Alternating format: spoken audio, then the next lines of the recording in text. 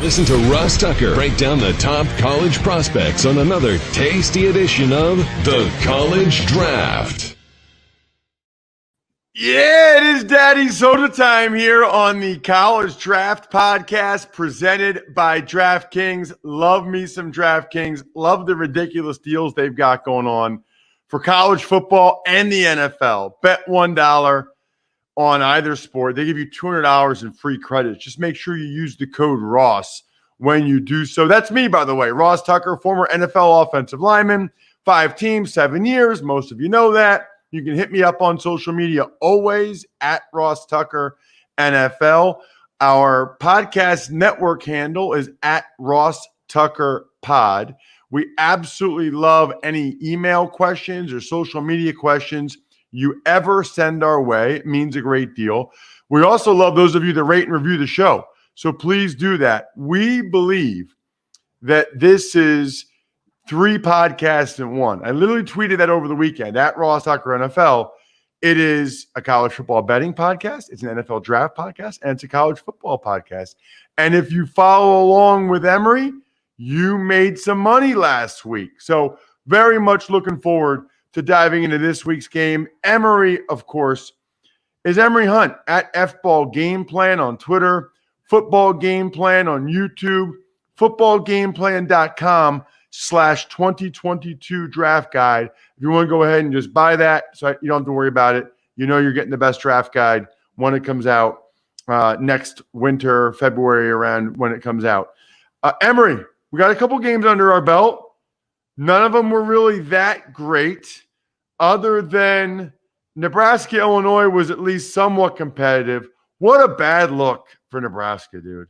I mean, they didn't just lose. Like, they didn't look good. They got run over a lot. They got beat up front, Nebraska, and do stupid things. It's a bad look for the coach.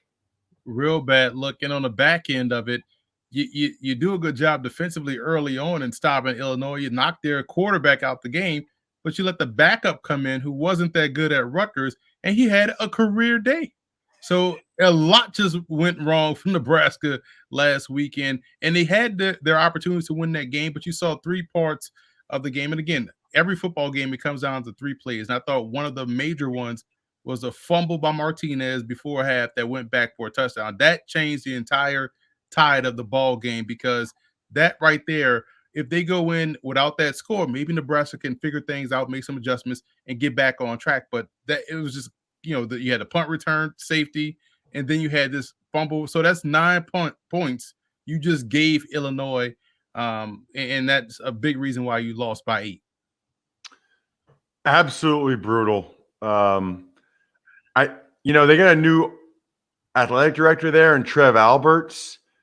I mean, they got to turn it around this year. Otherwise, this is year 4 for him. I don't know. I mean, that's a tough move to make if you're Trev Alberts. One of your first moves to fire like a Nebraska legend, but they got to be better. Like, it's the first time Illinois has beat Nebraska in back-to-back years since 1923-24.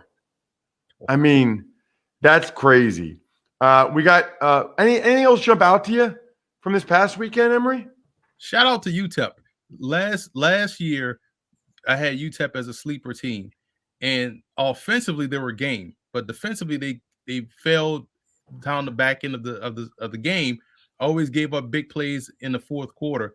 Defensively, they got better. They added the cornerback from Kansas State, and I think now we're going to see UTEP start to turn things around, because offensively, with their run game, they're going to be dynamic and big plays off the passing game. Rarely they throw, but it's because they run the ball so well. But I'm excited to see how UTEP progresses. I think they could start 2-0 because they got a game that they should win this upcoming weekend. I got Holy Cross at UConn on Saturday, which is honestly like a really good opportunity for both teams. Like, for UConn, they did not look good against Fresno State. And I think Fresno State's pretty good. Ronnie Rivers, they got some receivers. The open field tackling for UConn was just scary. But they actually had some open guys that they made. Like, they'd have like a wide open guy. It would be a touchdown. The quarterback would throw like 5 yards over his head. They needed better at a lot of positions, but the reason why I say it's a good opportunity for both, Emery, is for UConn, it's a great opportunity to get a win. Like they just need to get a win under their belt, playing a Patriot League team in the FCS. For Holy Cross and their head coach Bob Chesney, like it's a chance to get an FBS win. Like that. I'll be. I don't know. I didn't even look what the spread is, but I think Holy Cross probably feels like they can compete with them. Emery. Absolutely. And when you watch Holy Cross play, I've done 3 Holy Cross games under Bob Chesney. You watch the offensive line and defensive line play. They're really good up front along the line of scrimmage, and they're going to pose a lot of the same issues, maybe not to the same extent that Fresno State did defensively. So expect an aggressive bunch, and they play great special teams. And that's one thing that's very underrated about Holy Cross. So I'm excited for that one. I have the Morgan State Towson game, the battle for Greater Baltimore. So I'm excited for that one this weekend. And it's going to be fun because I'm a big Rob Ambrose guy and I'm a big Tyrone Wheatley guy, and get to call that game once again. I did it 3 years ago when it was at Towson, and now it's at Morgan State. So I'm excited for that one as well. Oh, that's awesome, man. That is awesome. And you nailed it. You laid the points with Fresno State, and you were right. Let's dive into it. And let's start with Arkansas and Rice. Rice is actually where Christian McCaffrey's younger brother, Luke McCaffrey, is now at, the former Nebraska quarterback who started against Penn State and beat them last year. Arkansas has got a quarterback that you wanted to discuss in KJ Jefferson. Yeah, that's the guy that could make that jump into who he came out of nowhere type player, right? He's a big dude that's 6'3", 245. Good touch on the deep ball, and we know that ties in perfectly with the next prospect in Traylon Burks, the wide receiver. But you look at someone like Jefferson, he can run, he can throw, he's fearless in the pocket. He provides a little bit more consistency, I believe, than what they saw last year from Felipe Franks. So here's an opportunity for a guy to really take hold of the position and make those strides that we saw a Trey Lance make or someone like that make in one season. Jefferson has a big-time opportunity here, and that's why I'm excited to see how he plays this season. You mentioned Traylon Burks. Tell me about him. I like Traylon Burks, man. He affects the game at all levels. Behind the line of scrimmage, if you want to, utilize him in the wide receiver run game or throw him those bubble screens. At the line of scrimmage, getting off the line, with his releases, intermediate level of the field because he's fearless going across the middle, and deep down the field because he does a great job of tracking the football. So he's a complete player. I see him as a first-round talent, and guys like that I just feel are great football players always will have a special place in my scouting, because this guy definitely plays the game how you want it to be played and is always productive. For Rice, they have a tight end that jumped out to you in Jordan Myers. He's good, man, in terms of being a move player. He's probably more along the lines of an H-back at the next level, but you see good effort at the line of scrimmage, in-line blocking, and that's all you really want from a tight end. This is a guy that's willing to get in there and mix it up with a defensive lineman. You don't want them blocking that guy consistently, but if he has to, he shows that he's not afraid to do it. But when he has the ball in his hands, he's someone that can, make guys miss. He's a good rack player, run after catch guy. So I think he has the upside to be a solid H-back option at the next level. Looking at the spread on DraftKings, Arkansas is favored by 19.5 points. So the Hogs are laying 19.5. You taking the favor, or are you taking the points? I'm laying those points with Arkansas. I love what they have in the secondary. They can turn the ball over. Obviously, this game is going to be about, can they stop the run with Rice? I think they can do so. I love what I've seen up front this year, despite losing some guys to the NFL. And offensively, this offense should be able to hit the ground running. Again, you have KJ Jefferson, you have Traylon Burks, good running back in the backfield. This should be a really good offense. So I don't think Rice has enough right now to contend. Love it. All right. How about your next game that you wanted to discuss is one of the games that I'll be watching next week, because I'll be doing the Army Western Kentucky game the following week. But Army starts on the road, which I feel like is rare for them. The Black Knights take on Georgia State, and you like safeties for both teams. For Army, Cedric Cunningham, I believe, is on the Senior Bowl watch list. Yeah, he is, and rightfully so. He's a good player, good footwork, instinctive guy that can play a half a field really well. You see him drive on the football. He's good in the open field as far as tackling is concerned. So he does a lot of the things very well. And for Georgia Southern, Chris Moore, their safety is a former Virginia Cavalier. And this is someone that played really well last season. When I watched them against the Cajuns last year, I just noticed this dude was flying up in the alley, just not just making tackles, like making sticks, so you don't go anywhere. They use him a lot around the line of scrimmage. He plays on all special teams. So he's someone that you'll see the NFL start to really like because of his versatility, but also he's a really good run defender. And I think he's going to play out well in this ball game against Army. They're going to need Chris Moore to have a Chris Moore-like day. It's interesting. I actually think the best prospect for Army I actually told Jim Nagy at the Senior Bowl this because I know Cedric Cunningham's on the watch list. They have two other guys on defense that are worth at least knowing about. Eric Smith, linebacker number 53. This will be his third year starting. And the two guys he started next to the last 2 years are both in the NFL right now. 2 years ago as a sophomore, he started next to Cole Christensen, who was up and down off practice squad and roster for the Chargers last year. And then last year, they put in John Radigan, who had never played before. And Radigan had an unbelievable year, and he's with the Seahawks right now. So Eric Smith started over Radigan the year before that, and they think he's just as good as Christensen and Radigan. So Eric Smith at linebacker, and my dude is their D tackle, Nolan Cockrell. I mean, he is, last name Cockrell. He is cock strong. He is powerful, explosive. Reminds me of like a Justin Bannon, if you remember him, a teammate of mine, Mike DeVito. Right. I think he's like 6'3", 300, moves pretty well, really good technique, really good at the point of attack. He made a bunch of plays for Army last year in his first year starting. I can't wait to call, I believe, 6 of his games this year. All right. In this game, Emery, Georgia State is laying 3. Georgia State is favored. Who do you like in this one? Listen, if you want to play an option team, the best time to do it is week 1 because you had all spring and all summer to prepare for the option. And when you look at Georgia State, they're a sleeper team in the Sun Belt. Love the quarterback play. Quietly, they can run the football. Their quarterback is fearless. He can throw the football deep down the field. And defensively, despite losing a linebacker or two, it's a really good football team. We talked about Chris Moore. I like Georgia State in this game, so I'm going to lay those points with Georgia State. I'm all Army all the time when they're playing an opponent, but week 1, especially with a good team like Georgia State, I'm going to take the Panthers in this one. So it's an excellent point about playing an option team week 1. I mean, it really is. There's no question about it because every team the Army plays after this, they won't have the same amount of time to prepare for it. Although a lot of them will devote like a day or two in spring ball and a day or two in camp just so that it's not totally new for their guys starting next week, when they get ready for them. All right, let's keep it moving.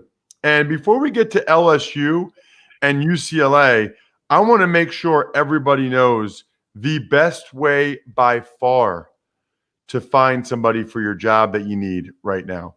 It's LinkedIn Jobs. We all know it is hard to hire people always, but especially right now. Thankfully, LinkedIn's pretty smart. They got everybody, 750 million people. You just create a free job post in minutes on LinkedIn Jobs, and then you use the simple tools on LinkedIn Jobs to quickly filter and prioritize who you'd like to interview and hire. LinkedIn Jobs helps you find the candidates worth interviewing faster. Did you know every week nearly 40 million job seekers visit LinkedIn, especially the young people? Young people are all over LinkedIn. Post your job for free at linkedin.com/draft. That's linkedin.com/draft to post your job for free. Terms and conditions apply. All right. Next game. LSU, UCLA. UCLA with the big win over Hawaii. I was disappointed by Hawaii. I thought Hawaii would be better than that. I thought that game would be somewhat competitive. That was a bummer. So LSU, UCLA. LSU is laying 3.5 points. Who should we be watching on LSU, Emery? I talk about him a lot, man, because he was so impressive in his debut last year against Mississippi State, and that's Ali Gay, the defensive end. Heavy-handed, George Foreman-like strength, Sean Jones-like hands. He puts those mitts on you. He's controlling line of scrimmage. So I'm excited to see how he does this year. He's going to get an opportunity to be a pass rusher against UCLA. I know UCLA ran all over the islands of Hawaii last week. It seemed like they just didn't even bother tackling Charbonnet, who was fantastic with his footwork. But that's going to be a different challenge this week against LSU.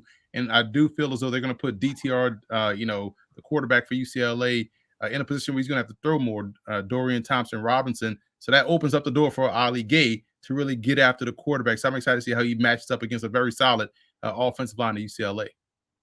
So Ali Gay, didn't there used to be a TV show or something like Ali G? Ali G, right. The rapper.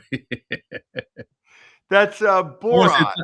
Yeah, exactly. I want to say, I thought it was he had the little Scully on, the little yes, with the glasses. Ali G, like the same guy as Borat. I don't know. Isn't that amazing? That's really says something about that actor.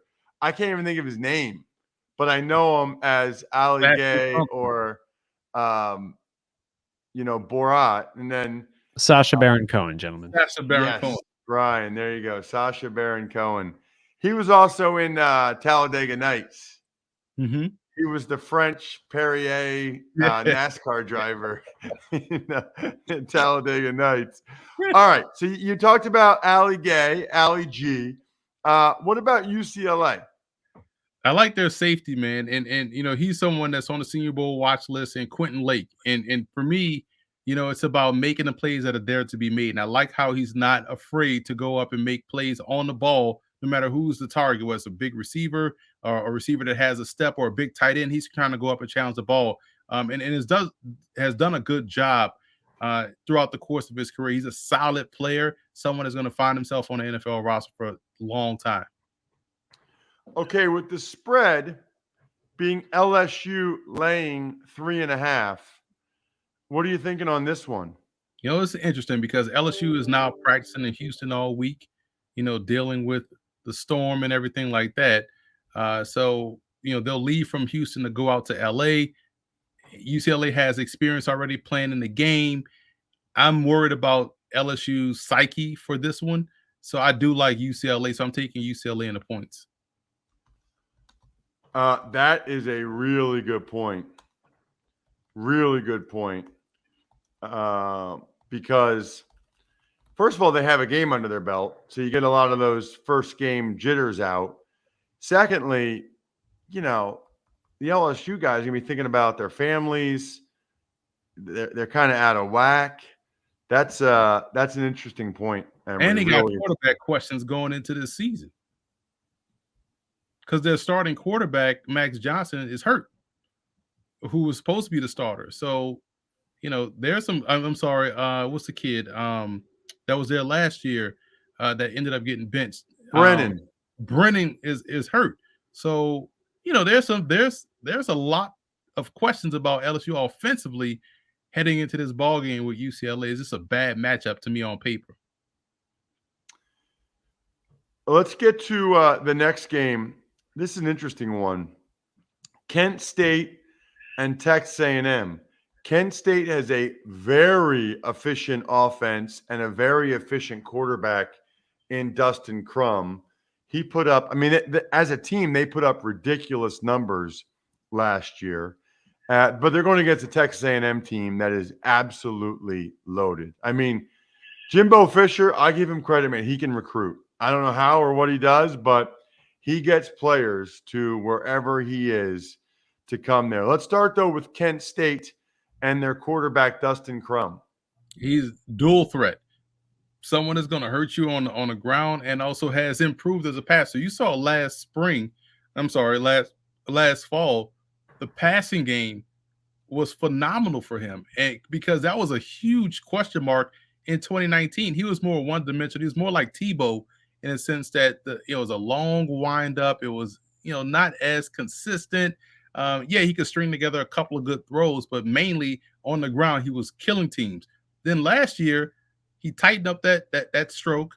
The passes were consistent, and now he became the ultimate dual threat. And that's, to your point, they put up a boatload of points. And I do feel like their defense, with all the returning starters they got, will get better. And they're facing the Texas A&M team. We're going to talk about the prospect in a second, Michael Clemens, who's suspended indefinitely. And that's a huge part to their defensive line. He's an edge rusher, long, can play across the board, but now he's not going to be there. So you wonder how that defensive line, I know they're going to have another guy up, but you want your starters out there when you're facing an offense that's not afraid to come downhill, and they're coming in with all of the confidence of a team that's looking to win the MAC this year. So I did the Kent State UB game last year where Jarrett Patterson should have broken both records. It still bothers me, but Lance Leipold didn't know, unfortunately, so it is what it is. But I had done that game a year ago, and Dustin Crum, it's interesting. He's not fast, but he's fast enough. Like, as a runner, you're not like everything he does, you're not looking at him physically and being like, wow, I really like the way he throws the ball. He really looks good throwing it, or he really looks good as a runner. But he gets yards running, and he gets the ball where he needs to throwing. Like, he doesn't have a big arm. He doesn't look great throwing it. He's not that fast. Doesn't look great running, but he's effective doing both. It's really like, I can see why he didn't have any other offers, because he's just not physically impressive, physically imposing. He's just very, very consistent and efficient. As for A&M not having Michael Clemens, I didn't even realize that. I mean, they still have DeMarvin Leal on the other side, who's an absolute stud. But that's interesting about Clemens. On the DraftKings app, where, by the way, you should always use code Ross, always, Texas A&M is laying 29.5 points. It's a lot of points, Emery. And I know that they're a lot more talented than Kent State, but that's still a lot of points. Which way are you going? That's a lot of points when you don't have one of your star edge rushers and you're breaking in a new starting quarterback. But you do have, and you're placing some parts up front, along the offensive line. Now, granted, they have guys that got a lot of reps, but you lose 3 starters to the NFL, breaking in the new quarterback. You do have Isaiah Spiller. You have Aeneas Smith. So I like Texas A&M to win the game. However, I'm going to take Kent State in the points here, because you said 29.5 points is a lot. I know that's a very talented team, but Kent State's going to give them all they can handle in the first half before talent starts to take over in the second half. I don't think they'll win by 30, but they'll win this game probably with like 21, 24 points maybe. It doesn't Crum remind you a lot of Colin Klein, who was with Kansas State? Yes. You can't. Yes, that's a great comparison. Like, why is this dude successful? But it's just successful, and it has to frustrate you as a defense. That is a great comparison. That is who he reminds me of. That's a terrific point. And it's so funny you say 21 or 24 points, because what I was going to say is I picture this game being like 45-24, something like that. I don't think Kent State's going to have a great chance of slowing down A&M's run game. Mm-hmm. I think they'll get run over. But on some level, if they're getting run over, it shortens the game because the clock keeps moving. And I think Kent State will be able to score some points with the way they run their offense. Mm-hmm. So I'll go 45-24 A&M. So I'm with you. I like Kent State getting the 29.5 points. Finally, let's talk BYU and Arizona. BYU has a quarterback. I didn't know much about this guy. Nobody does because of what Zach Wilson did last year. But Zach Wilson was pretty good. So what's Jaron Hall going to do for him? A lot, man. And here's the thing. I tweeted out back in March, or maybe it was March or May. I know it began with an M.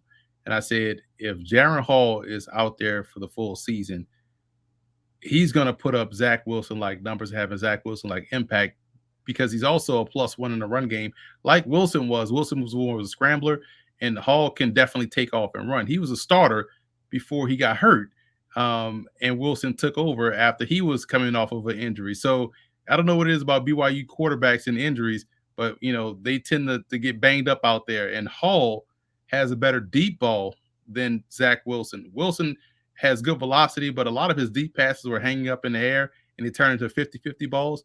Hall is putting that ball out in front, and guys are running underneath it. And he has good rapport with Romney out there at receiver. They have Algeria at running back. So when you add a +1 in Hall, if he can stay healthy, this is another dynamic talent that could go the Zach Wilson route, that 1 year of exploding and then jump into the NFL. Meanwhile, Arizona has an edge defender that you like in Jalen Harris as Jed Fish takes over as coach there. His dad played on those Operation Desert Swarm defenses out there in Arizona too. You remember how Joe Tafoya and all those guys, and Brewski and those dudes out there just balling for in an 8-man front out there with Arizona. But this dude here he's 6'5", he's 260, he's twitched up. He's explosive. And chasing the run away, and chasing the quarterback and collapsing. And he got better every year. Now last year they were only limited to 4 games. So you feel as though a full season for Arizona, he's going to be a prominent player up front because he has all the physical tools. And I think he'll put it all together this year for the Wildcats. And he's on the Senior Bowl watch list, and rightfully so, because physically and athletically, he's checking boxes left and right. And now you just want to see the productivity jump in this year, like it was trending, but before we had that weird 2020 season. So BYU favored by 12 points over a Pac-12 team. Obviously, Arizona has not been good recently. What do you think about that? BYU, looking at the DraftKings app, actually it's 12.5 now. BYU's up to 12.5. So that means some money was coming in on BYU on DraftKings. They're now favored by 12.5. What do you like there? I like BYU, man. Again, I'm all in on Jaron Hall. The offensive line, yes, they lose 3 guys to the NFL, but they still have Tyler Algeria at running back. He's a good player. They got good receivers. And defensively, I think they're going to be a little bit better than they were last year. They were solid, on defense because they had those pro players. But Arizona's offense, I still have to take that wait and see approach. I know defensively they'll be game, but BYU is going to keep hammering them with their offense, and Hall is going to have a big game, a debut game, so to speak, against the Wildcats. I love it. I love we get to 5 games, get to the best players in the games, give you the bets against the spread. Awesome. We'll do this every week. If you have questions about specific prospects and games, hit me up, Ross at RossTucker.com. Follow Emery on social at FBallGamePlan or Football Game Plan on YouTube. And then, of course, you can check us out on YouTube, youtube.com/RossTuckerNFL if you want to watch the show on YouTube. I'm at Ross Tucker NFL. We are at Ross Tucker Pod, and we are done. The keg is kicked. We're all tapped out. Thanks for listening to the College Draft Podcast. Make sure to also subscribe to the Ross Tucker Football Podcast, Fantasy Feast, Even Money, and The Business of Sports. All available at Apple Podcasts, RossTucker.com, or wherever podcasts can be found. A lot of times on the show, I mentioned DraftKings. Here's what you need to know. You got to be 21 or older, New Jersey, Indiana, or Pennsylvania only. New customers only. Restrictions apply. See DraftKings.com/sportsbook for details. Gambling problem, call 1-800-GAMBLER, or in Indiana, 1-800-9-WITH-IT. By the way, if what I was talking about included a deposit bonus, doesn't always, sometimes it does. Deposit bonus requires 25 times playthrough, and deposit bonuses are paid out in site credit.